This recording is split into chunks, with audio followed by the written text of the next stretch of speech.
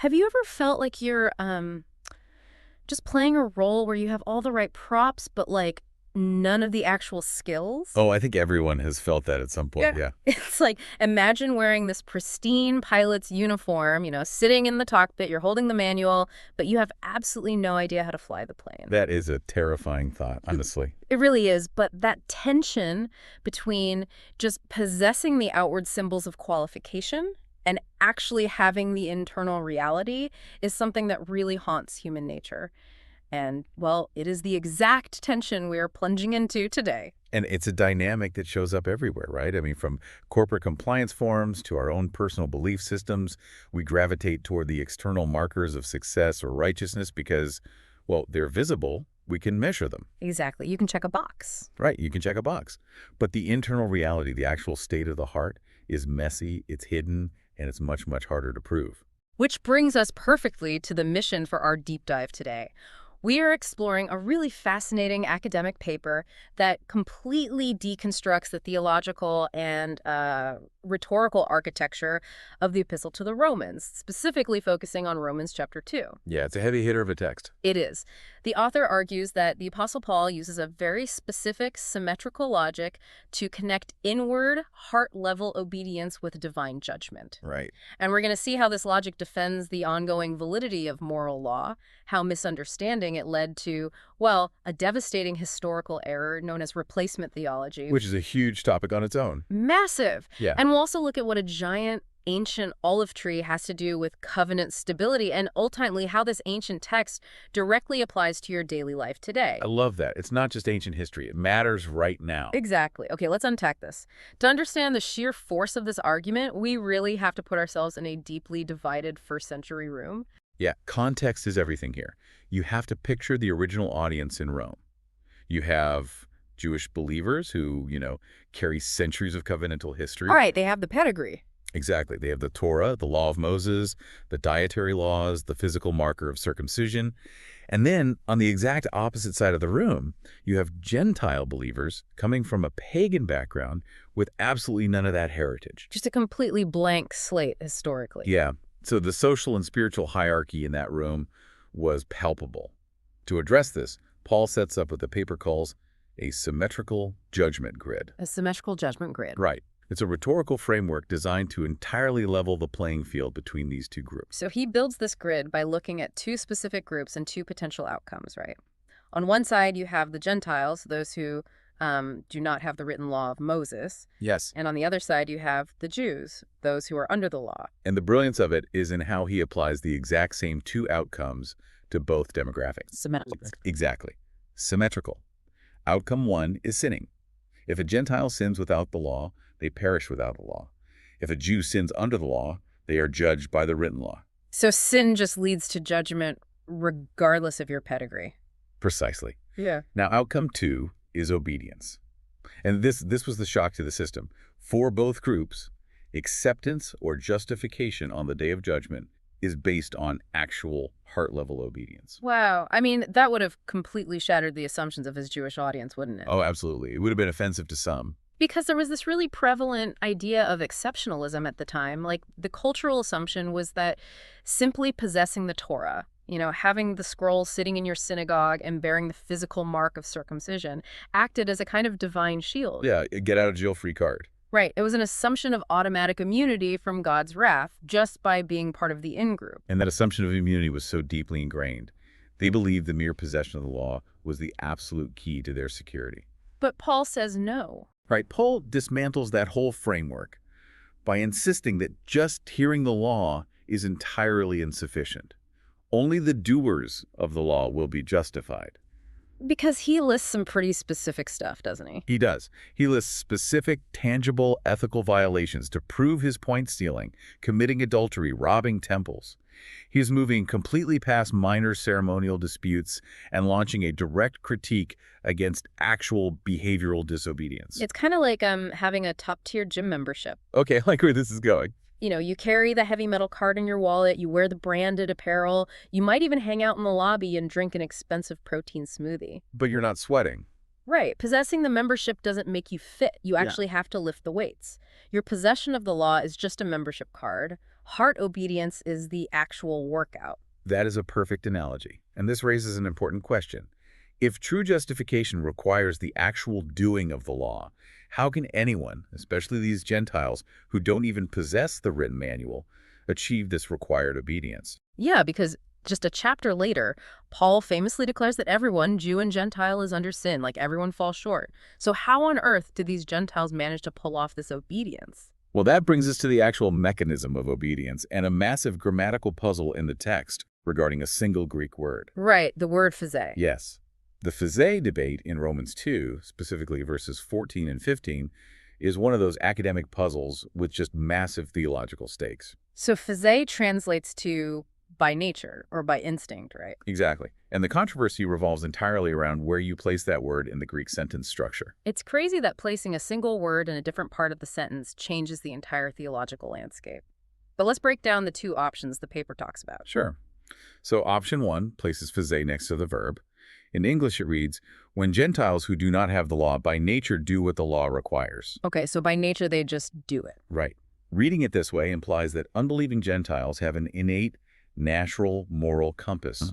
Scholars actually call this the pagan moralist view. So it's suggesting that, brilliant pagan philosophers like Aristotle or Seneca could just naturally figure out God's moral requirements through their own unassisted human conscience. That's the idea, yes. But the source paper highlights a glaring problem with that interpretation. Because in Romans 1, just a few paragraphs earlier, Paul describes the minds of the pagan world as completely darkened and futile. Like, they exchange the truth for a lie. Exactly. It completely defines logic that he would spend chapter 1 saying their minds are broken and then turn around in chapter 2 and praise their brilliant, unassisted, natural moral compass. Right, which points us toward option 2. Right. Option 2 places physei next to the noun, the Gentiles themselves. So it reads, when Gentiles, who by nature do not have the law, do the things required by the law. Oh, okay. Under this reading, by nature means by birthright or physical ancestry. They are natural-born Gentiles, physically outside the Mosaic covenant. But they are somehow doing the law. So who are these people if they aren't pagan philosophers? The paper argues for the New Covenant Christian view. These are Gentile believers in Jesus Christ. Okay, so they're Christians. Yes. Their obedience isn't bubbling up from some natural human instinct. It is the literal, real-time fulfillment of the ancient Old Testament promises found in Jeremiah 31 and Ezekiel 36, the promise that God would take the law off external stone tablets and write it directly onto the human heart. The law written on the heart by the Holy Spirit. Now, here's where it gets really interesting, because I have to push back on this for a second. Go for it. In a lot of Protestant traditions, there is a massive brick wall built between law and grace. Like, we are taught that justification is a completely free gift through Christ's propitiation, meaning Jesus absorbed the full penalty for sin on the cross, taking the punishment so we don't have to. Right, and Romans 3 absolutely affirms that. Okay, but if salvation is a free gift apart from our works, why does this paper argue that faith actually upholds the moral requirements of the law? Doesn't the law just get completely abolished once grace arrives? That assumption that the law is just abolished is called antinomianism. Antinomianism. Yeah, and Paul anticipates that exact deduction and utterly destroys it. In Romans 3.31, he asks, do we then nullify the law through this faith? Absolutely not. On the contrary, we uphold the law. Wow. Okay. And the Greek term he uses for uphold is hystanamon, which doesn't just mean to casually support something. It means to make something stand firm, to structurally secure a building so it doesn't collapse. So if the moral law were just tossed out the window, the entire structural integrity of God's justice would collapse. Precisely the point. The standard of judgment based on heart obedience would be rendered totally meaningless. The penal demands of sin were absolute and they were met at the cross. Right. But grace doesn't lower the divine standard of holiness. Instead, the mechanism of achieving it changes. We transition from stone to spirit. The indwelling Holy Spirit empowers a real, inward moral renewal. So the believer is finally equipped to render the very heart obedience the law always demanded. That makes so much sense. Faith establishes the law because it finally provides the internal power to live it out. It is not a free pass to ignore morality, it's the power to achieve it. Exactly. That completely flips the script. But shifting gears slightly, the paper shows how misunderstanding this exact concept of internal heart obedience led to, well, a catastrophic theological error in the early church. Yes.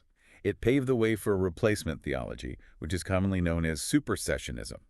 Wait, supersessionism, that's essentially the idea that the church hit copy-paste over Israel, right?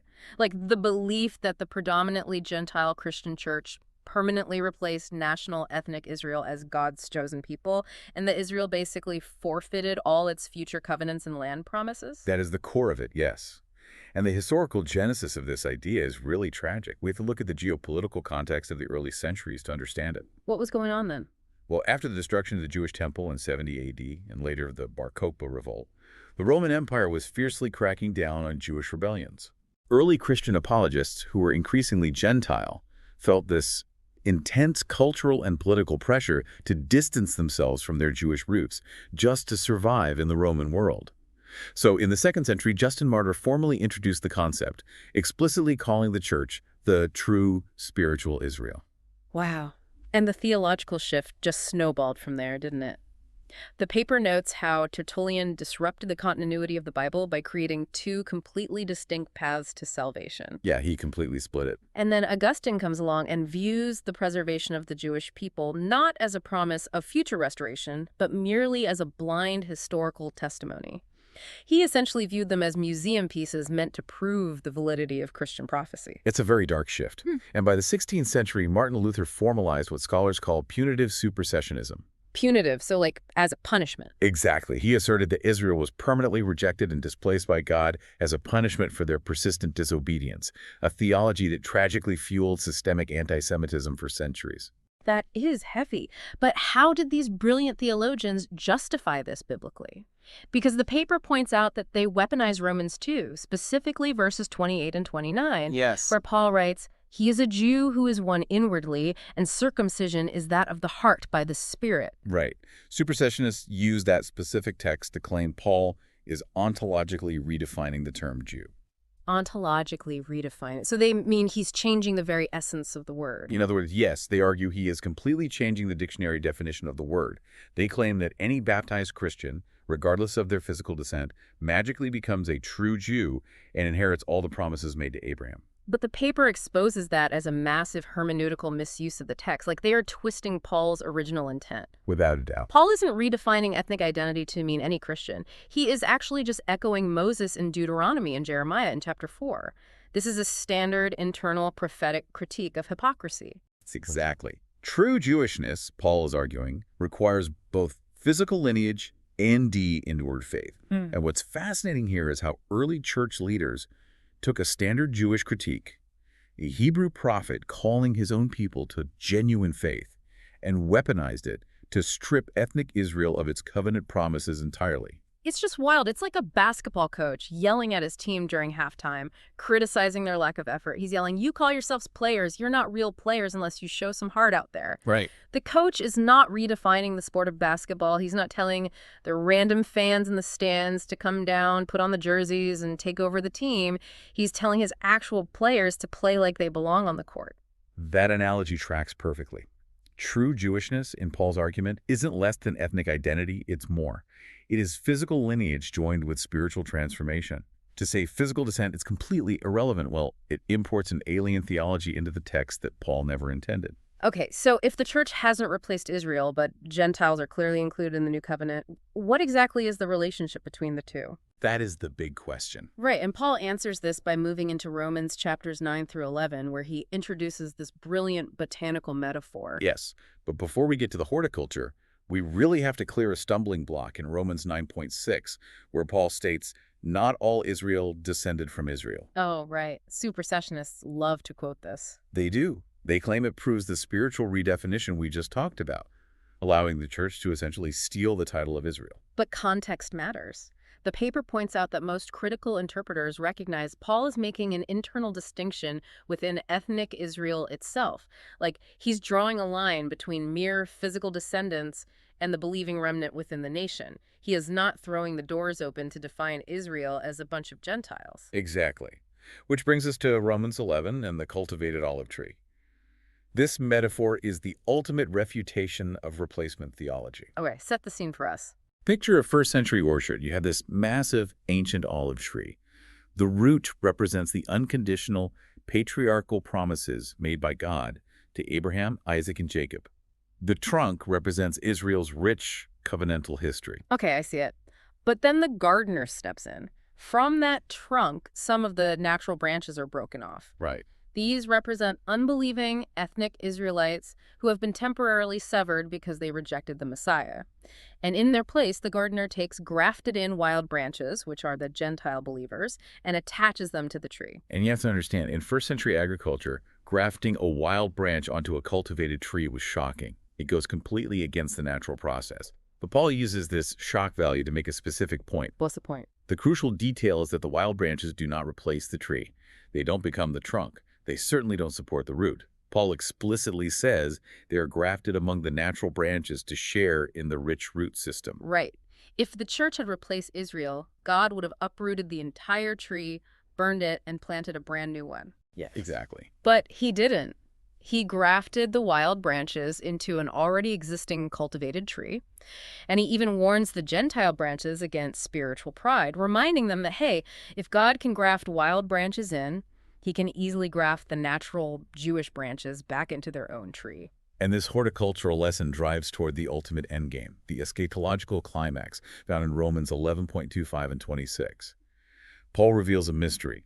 He says, a partial hardening has come upon Israel until the fullness of the Gentiles has come in. And so all Israel will be saved. Oh man, the definition of all Israel in that verse is basically the heavyweight title fight of New Testament scholarship. It really is. The paper outlines 4 primary interpretations. Let's walk through them. Sure. Let's look at the reasoning behind each. First is the ecclesial model. This claims all Israel just means the entire multi-ethnic church. Scholars often lean into this because they desire total unity, sort of flattening everyone into a single spiritual category. Okay, what's the second one? Second is the two-covenant model. This suggests Jews are saved through a separate covenant based on the Torah, without needing Jesus at all. Really? Yeah, this model gained traction as a post-Holocaust theological reaction, an attempt to validate Judaism separately, but it fundamentally violates the core premise of the gospel. Right, because Paul spends the entire letter establishing that there is only one mechanism of salvation for both groups. Faith. Exactly. Third is the historical remnant model, which argues all Israel refers only to the sum total of individual Jewish believers saved throughout history. This is often held by cautious scholars who don't want to make grand predictions about future end times events. Makes sense. And the fourth? Finally, there is the national restoration model, which argues for a massive, miraculous future conversion of ethnic Jews to Jesus at the end of history. You know, I want to point out a massive logical flaw in that first one, the ecclesial model, where all Israel just means the Gentile inclusive church. Oh, let's hear it. If all Israel just meant the church, wouldn't Paul be using that term to validate the exact same Gentile arrogance he was actively trying to dismantle just a few verses earlier? I mean, he was literally just warning them not to be boastful against the natural branches. That is a great point. If we connect this to the bigger picture, your observation highlights a direct logical contradiction in the ecclesial model. Furthermore, the text provides a rigid chronological sequence. How so? First, the fullness of the Gentiles comes in, then subsequently, all Israel is saved. You cannot have a sequence if both groups are identical. The sequence itself demands that ethnic Israel remains central to God's irrevocable calling. So the symmetrical logic of Romans 2 demanding hard obedience over external pretense, it doesn't erase Israel. It actually prepares the nation for its ultimate spirit-wrought restoration. Exactly. The logical continuity from Romans 2 all the way to Romans 11 is remarkable. It provides a unified model of biblical history. Jew and Gentile are justified on the exact same basis of faith, united in a single body, empowered by the same Spirit, all while preserving the unique identity and future restoration of God's historic covenant people. Wow. We have covered some sweeping redemptive history today, from first-century debates about exceptionalism to the geopolitical origins of replacement theology to the end-of-times restoration of a nation. But we have to bring this down to earth. Always a good idea. How does this specific requirement for hard obedience change the way you, listening right now, actually live your life today? Well, the synthesis of this entire framework requires a radical shift in how we view our own goodness. It demands that we move away from outward performance, what the paper calls external pretense, and move toward genuine, spirit-empowered living. The paper brings in Romans 8 regarding walking according to the Spirit and Romans 13, which focuses on the love command. So the application for believers today is realizing that justification by faith is not a license to ignore morality, but it is also not a heavy, crushing burden of external stone tablets. It is an inward transformation. Yes. The Holy Spirit enables you to genuinely live out the moral character of the law in your everyday interactions. And that moral character is driven by love rather than a checklist. So what does this all mean? It means taking a hard look in the mirror. Are you relying on external markers of success to feel secure? It's so easy to do. It is. Yeah. Maybe it's having the right theological vocabulary, perfectly attending your weekly meetings, or just curating an image of being a good person in your community. That is the modern equivalent of possessing the law without doing it. So true. Or are you cultivating an actual inward transformation, a transformation that yields genuine love, patience, and secret obedience when absolutely no one else is watching? That is the dividing line, the external badge versus the internal reality. Paul's symmetrical logic makes it clear that God's tribunal only recognizes the latter. Let's briefly recap the incredible journey of this deep dive. We started by exploring Paul's symmetrical judgment grid, leveling the playing field for humanity. We unpacked the Phaise puzzle and discovered how grace actually establishes the moral law through the power of the Holy Spirit. Right. We learned why early church fathers shifted into the tragedy of supersessionism and how the vibrant, shocking metaphor of a grafted olive tree dismantles that replacement theology. Finally, we saw how true heart obedience is fueled not by a checklist, but by internal transformation. It is a masterful piece of architectural logic. Paul leaves absolutely no loopholes for human pride, whether Jewish or Gentile. Before we sign off, I want to leave you with a final thought to chew on. We've talked a lot about the New Covenant transitioning the law from external stone tablets to being written internally on the human heart by the Spirit. But think about the world we live in today. We are surrounded by a modern, algorithm-driven digital culture. In a way, those algorithms are trying to act as the new Torah of our age. Oh, wow. That's a profound way to look at it. Every feed, every notification, every viral trend is an attempt to write a specific cultural script onto your mind. They are trying to train your nature and instinct to react exactly how the culture dictates. So true. So the question is, how can you differentiate between the cultural law being forced upon you through your screens and the Spirit's law being written within you? How do you make sure you aren't just going through the motions of a digital age, but actually living out a transformed reality? That is a vital question for our time.